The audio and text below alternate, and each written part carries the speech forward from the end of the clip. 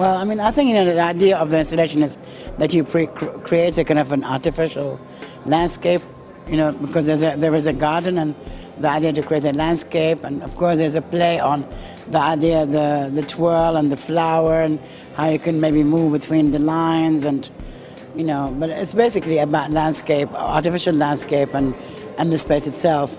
So the kind of the new modernist kind of landscape versus the historic background.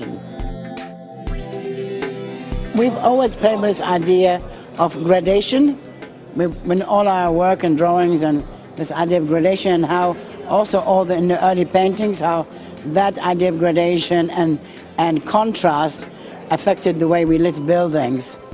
The relief model is based on a space in the building, and so you reverse it, you make a model, relief model as an installation.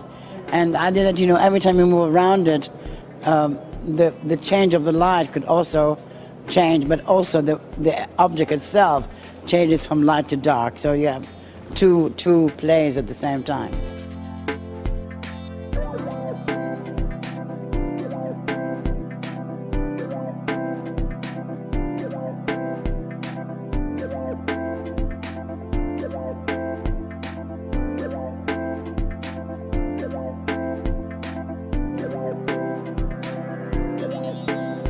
I think what is nice about installation and design is that it's testing out certain ideas on a larger scale.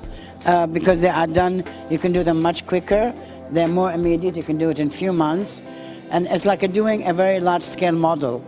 And so I think also testing out new materials or idea of materials which maybe were not used before for this kind of purpose, how to replace the idea of the tile with our idea of using of paper or plaster, and how that could be manipulated in other interiors. So basically maybe a test of how to shift from using a flat surface to a curved surface using the tiling system. But basically I think these are tests for ideas, or ideas which will happen in drawings or in a project. You test them out in installation within this context, because this is a kind of rare context, the